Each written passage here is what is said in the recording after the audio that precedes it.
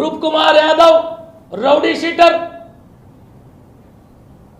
ప్రజల్ని, ఓటర్లని, అధికారుల్ని భయభ్రాంతులకు గురి చేస్తున్నాడు.